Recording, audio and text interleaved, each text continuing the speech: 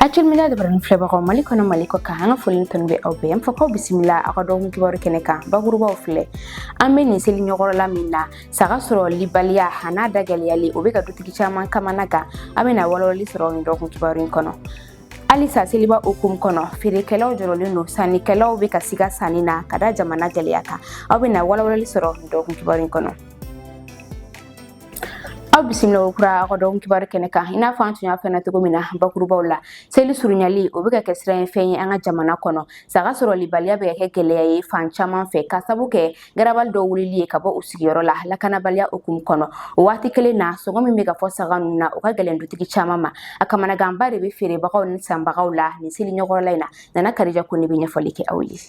ni saka temina wa bisaba kan doro ne be jako ne tasa seliba totole ekri damandoye kamanaga ani misilisi kele no bitiki chama tala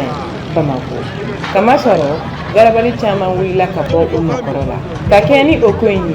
kamanaga chale no saka ferelaw ni saka sanaw yoro o min kofe chama be soro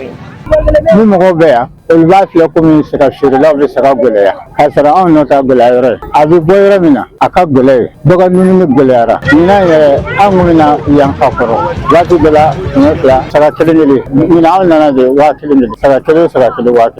korko bore wa saba ni kimo woro bu bore wa sla ni kimo woro wani ya saka fakka ka diya mo hoye ebe ta sura e wari min wala bi wari ko ni laje wari be faranya nganga niya ikabole jate dore baye makka zoro ni nandai sira ko goyara ali mo chama ni ya ka akara ko sara rabi dese Bamako ya chama ni sara dade de ko lawo nuko mogli tugo kata ta utita mogli tugo yaro te sabata ande malinoyi anda ni ka goyara si sani kala mo fiyo me fe sandugo ko so de ba goyara ame dala ay mai uga ka ta ka bona ya ama welo asisa uba fo ka goyara mo fana ba goyara ko tugo mina me an yoro hakila goyara masomo amini joroni nyogoche saka ferelaw be nyefolike mu ya to saka songo yele na nyina ni obaguruba doye bagambalo songo yele ni ay gazuwal ay turtu sans prix dora nyina amader ka sara an ko mba nyafo ku gazuwal gerera aboro tara fo wa sabara frant ma san wa fla mo do wa kirin ke mesegi bon sakan bon ni ko ni fla ngoro ni ba damnya bisawa yoro katabla fo binani e biduru yoro ni biduru bon gere ken be ka sani sumaya do tabisa na kirin anya ye galbal santo rambi galbal nouveau reflet mais ni nantira galbal nouveau do galbal ti yoro kire sa yere ken ni yoro bera o de tseka adon abina batina ba itseko do wakati mina dutigi do be ga bolga tuwa sara ko nyana bo o wakati kelena do ba to funi seli guna kosobe wa be klaga ira ka fo ko la ya faralite jagoye nga sekorido non bon ne ka saga ma san folo parce que war ko be ni mais plus généralement ne be nga saga sani sine sele souffre parce que ne be ne be war sine bon ne ga tina e mu e ka fulu nyana saga faga frana sebi tilamea côté na sebi da na seti kana juru ta ga ke kana do ta juru fe na ke ni saga temina wa bi saba kan doro ne be jako ne ta sa o re sebe ne o re be dinema sira de gun ani saga passé geleali fo ata se bagambalo songo yelani ma o ba to ferekela chama ba jigiya ka fo kulu ga tono soro nyina saka ferela ko be flan flala ngina ni saka kera desafiant bi nafa soro mais ni saka make desafiant nafa soro na kera ku saka bi na ban amba do bon ko be to mi bi saka o be jiringa do mais ni saka tina ban o ti sanke fo Daniel Miliki Daniel sendo droit sika kono woni ken be foti o yoro bala wa afara ku galbalte na ni sel bana aku be ka saka boy ni saka bora amita na mi o mi antina passer fla bo ka sigitu avec chodi onna abo ko abina ban sugura wa abina ke chodi nyina seli labe make ina fo santo saka ferelaw kalenga do kulu teteme udanka kama soro demayatigi chama ne masega saka soro alibi katuga demayala lakana ko geleyawo saka paseli yeleni fo ka taa se bagambalo songo fana yelani ma olu farafarale ɲɔgɔn kan o bɛɛ de bɛ ka kɛ sababu ye ka bagan dun ni gɛlɛya Bamako nga o bɛɛ n'a ta sannikɛlaw ni feerekɛlaw bɛɛ bɛ k'u ɲɛmada sugu cogoya ma ni k'a jigiya k'a fɔ ko saga sɔngɔ bɛ na jigi yanni seli b'a dun cɛ An ka jamana kɔnɔ samiya wagati yiridenw na zaban ye yiriden ye min kanulen don kosɛbɛ Bamakɔ sugu kɔnɔnaw la nka ɲina a sɔrɔlibaliya o min bɛ ka na ni a da gɛlɛyali ye o bɛ ka feerebagaw n'a sannibagaw kamana kan a nali gɛlɛya wagati cogoya olu bɛ ka nɔba de kɛ nin ko in na degunba de bɛ a feerebagaw kan an bɛ wagati min na i ko sisan aw bɛ walawalali sɔrɔ Mayimuna Daw fɛ. Bamakɔ kabini sanji kunfɔlɔw bɛ tɔnni daminɛ waati min na o waati kelen de la yiriden kelen bɛ bɔ maaw bɛɛ sigilen don ka min makɔnɔ ni o ye zaban ye a timiya ani kumu min b'a la o de b'a to maa caman b'a kanu kosɛbɛ kɔrɔbalen fara fitinin kan nka ɲinɛta zama sanbagaw fo ka taa se a feerebagaw ma olu bɛɛ da bɛnna jateminɛ kelen kan zaban ma den kosɛbɛ wa sɔngɔ bɛ ka gɛlɛya ka taa fɛ. San ne bɛ zaban fɛ zaban bɔ o bɔ ne b'a fɛ. A bɛ san yɛrɛ de. Zaban ka di ne ye kojugu wa a ka di ne ye ka timi du a la o n'a ɲɔgɔnna caman. Mɔgɔ caman de bɛ zaban kanu kosɛbɛ a kɛra a sugoroma ye o walima a kɔgɔma a kanunen don kosɛbɛ nin waati kɛrɛnkɛrɛnnen ninnu na a kanubagaw ka nafa kama. Zaban yɛrɛ de ka di ne n'i y'a sɔrɔ cogo o cogo la n b'a dun ka nimu lafiya ka kɔgɔ ni sukaro k'a la o de ka di ne ka manzini k'a la kuma dɔw la n b'a dun kuma bɛɛ tɛ bon hali ne tɛ lafiya kɔni ka di ne ye n'i y'a dun dɔrɔn a bɛ se ka n farikolo lafiya n kan. Zaban feerelaw ka fɔ la zaban bɔrɛ bɛ tali kɛ 3,000 fo ka taa se 4,000 ma a feereli bɛ tali kɛ ni i mago bɛ hakɛya mun na u bɛ tila k'a yira k'a fɔ tuguni k'u tɛ ka tɔnɔ bɛrɛ sɔrɔ a ko la barisa zaban sɔrɔli ka gɛlɛn kosɛbɛ nin waati in na. An bɛ zaban bɔrɔ ta 3,000 ni kɛmɛ an b'a ta 3,000 n'a nɔgɔyara n'a gɛlɛyara an b'a ta 4,000. 500 bɛ 7 40 bɛ 7 50 bɛ 7 10 bɛ 7 20 da bɛɛ b'a la kelen la dɔw den kelen 20 dɔw den kelen 30 dɔw den kelen 40 a bɛ dépenser b'o la quoi. Ɲinɛ zaban sugu tɛ i n'a fɔ san tɔw kun caman de bɛ o la i n'a fɔ sirako gɛlɛyaw zaban yɛrɛ denbaliya o ni a ɲɔgɔnna caman. Ɲinɛ zaban ko min y'a gɛlɛya kɛrɛfɛw de ko de y'a gɛlɛya bari u bɛ kungo kɔnɔ mɔgɔw bɛ ka dɛsɛ ka don kungo kɔnɔ ka taa zaban ta bon min fana bɛ sɔrɔ ka na o bɛ gɛlɛya n'o fana gɛlɛyara wanko fana bɛ ka tɔɔrɔ bɛɛ n'a ta la minnu b'a san k'a si ka taa ji bɔ wan fana tɛ ka sɔrɔ o fana gɛlɛya b'a la bon zaban yɛrɛ kabiri wanko yɛrɛ bɔra la zaban a ka gɛlɛn wa a sanni bɛ sumaya fɛnɛ tiɲɛ yɛrɛ la kɔni o sɛgɛn de b'an kan. Yiriden min kanunen don kosɛbɛ nka maa caman de dayirimɛ sirilen don a la n'a waatiw sera k'a daminɛ a kariyɔrɔ la fo ka taa se a tabagaw ma fo ka na se maa minnu b'a ta ni ka tila ka segin ka n'a feere hali ni o y'a sɔrɔ an bɛ don min na i ko bi ko u bɛ ka gɛlɛya dɔw sɔrɔ zaban feereli la zaban feerelaw b'a laɲini fɛɛrɛ ka sɔrɔ nin ko ninnu na kɛrɛnkɛrɛnnenya la ni o ye sira tɔgɔyaw ye fo ka taa se zaban nali sɔngɔ nɔgɔyali ma yiridenya kɔfɛ zaban ye fɛn ye fɛn min kanunen don kosɛbɛ maliyɛn caman fɛ k'a da timiya ani kumu b'a kan. I n'a fɔ an tun y'a fɔ cogo min na bakurubaw la san o san seliba la Bamakɔ suguba bɛ fa i b'a fɔ ko da kɔnɔ ɲɛ nka ɲinan ta tɛ i n'a fɔ san tɔw ta feerekɛlaw jɔrɔlen don sannikɛlaw hakili sigilen don ani gɛlɛya min sirilen don sɔrɔ kow la olu bɛ ka seliba labɛn kow sumaya seliba tɔ tolen tile damadɔni ye feerekɛla ni sannikɛlaw bɛ k'u yɛrɛ ɲininka ɲinan ta tɔ ko in bɛna kɛ cogo di Ayisa Jakite bɛ ɲɛfɔli kɛ aw ye.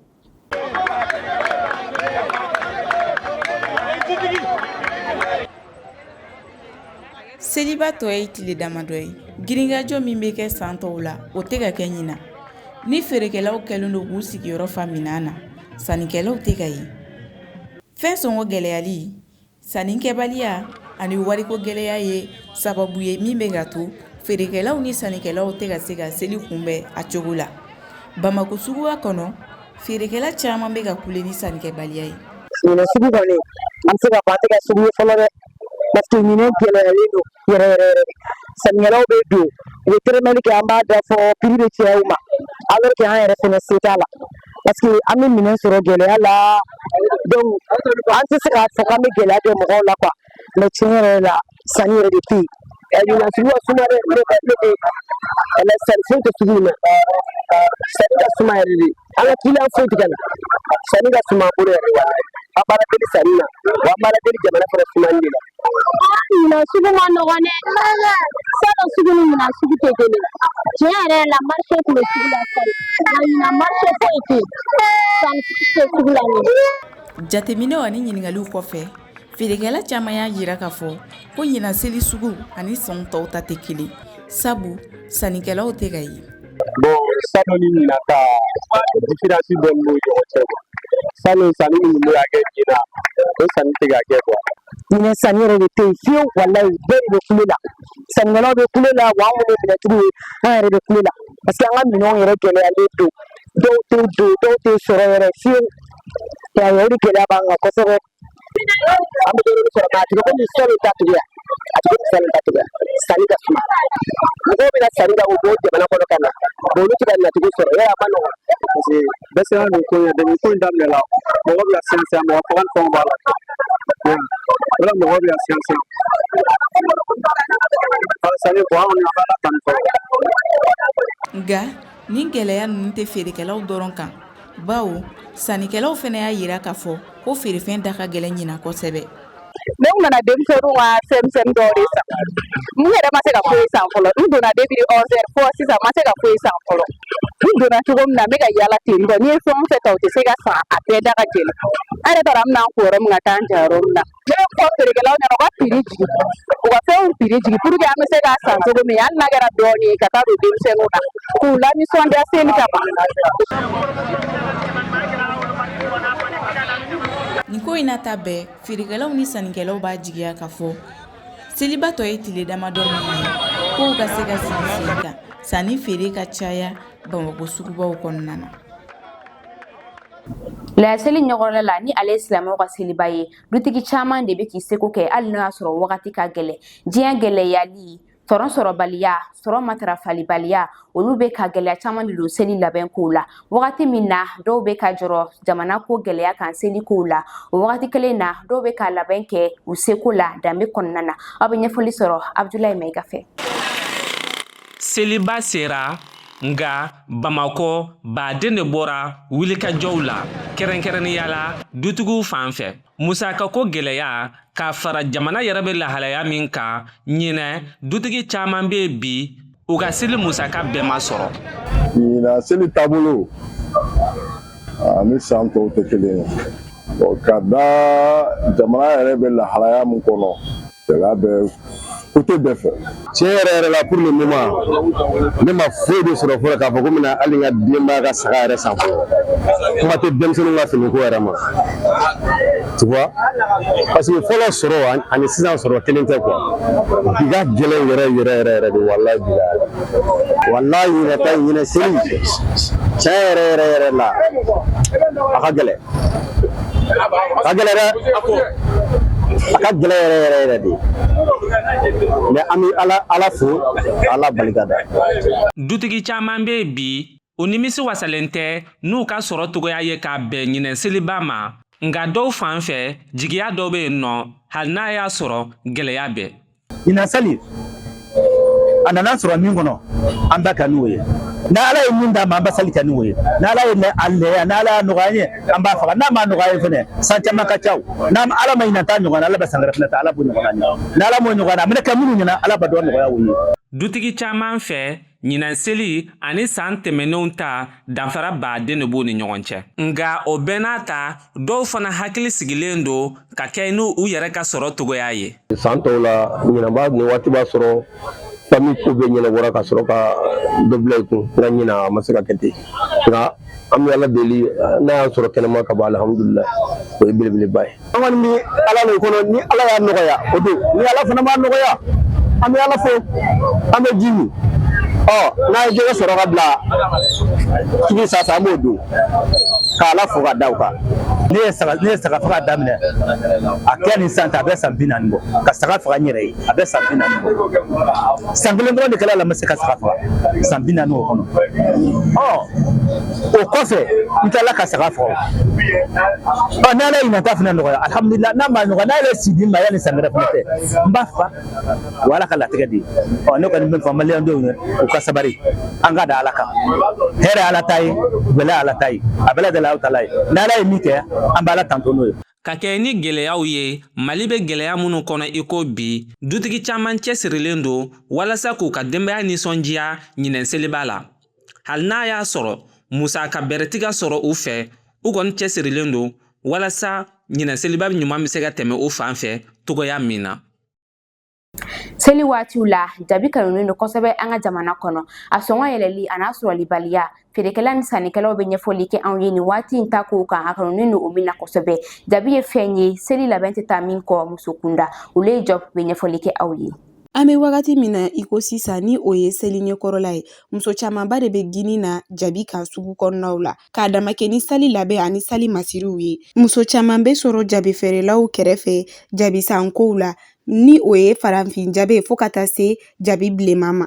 Nga ɲina k'a damina sannikɛlaw la fo ka taa se feerelikɛlaw ma, bɛɛ de bɛ k'i dama gasi jabi gɛlɛya ko kan min ye a nacogo ko ye Bamako kɔnɔ. Fɛn min ye jiko gɛlɛya ani do farali jabe sɔngɔ kan, olu bɛɛ bɛ nin gɛlɛya kofɔlen in kɔnɔ.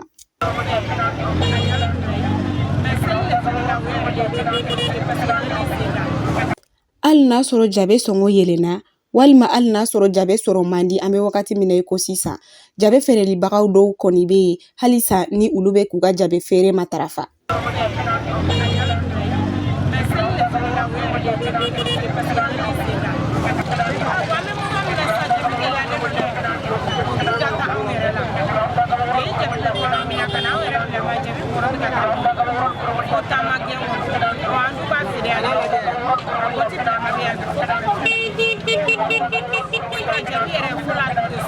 Kiliyanw fɛnɛ y'a yira k'a fɔ ko do farali jabe sɔngɔ ka ɲina o kɛra gɛlɛyaba de ye olu ma. Jabi sugu jabi gɛlɛyalen don ɲina ma gɛlɛ tiɲɛ yɛrɛ la an bɛ jabi sa 150 bi ne nana ko 250 an yɛrɛ taara jabi na taa da prix min na ɲina a bɛ dépend dɔw b'u ka origine san ka taa n'a ye i b'o prix fɔ mais n'i yɛrɛ fɛnɛ y'a da i b'o prix. K'a dama kɛ ni jabi nali ko ye Bamako kɔnɔ, kurantigi ko fo ka taa se jiko gɛlɛyaw ma. Jabi feerebaga dɔw y'a yira o bɛ ka dankari olu ka ɲina jabi feere la. Tiɲɛna seli ɲɛkɔrɔla in na jabi tɛ ka marché ka d'a kan jabi ka gɛlɛn. An ka jabi bɛ bɔ Bananba de ka na. Transport ma nɔgɔn fɛnɛ hali n'an taara ni minɛn ye machine na courant tɛ yen nɔ courant de bɛ jabi si ka d'an ma mais a ma nɔgɔn. Ka d'a kan hali seli fitinin na an ye feere min kɛ seli fitinin na o ma kɛ ɲina. An bɛ jabi feere san dɔ la ɲama jabi bɛ 5000 500 mais sisan jabi gɛlɛyara sisan an bɛ wagati min na an b'a feere 9,000 500 ji de ma labɔli kɛ ji ma na ni ji ma labɔli kɛ jabi tɛ nugu client minnu bɛ na Lajinɛ Burukina fɛn min na si tɛ ka na tuguni k'a sabu kɛ sira gɛlɛya ye. Hali n'a sɔrɔ an bɛ don min na i ko bi jabi sugu ka gɛlɛ ka tɛmɛ san tɔw kan, feerelikɛla dɔw y'a yira k'a fɔ ko olu bɛ k'u dahirimɛ sɔrɔ a la wa olu bɛ Ala tanu o kan kan.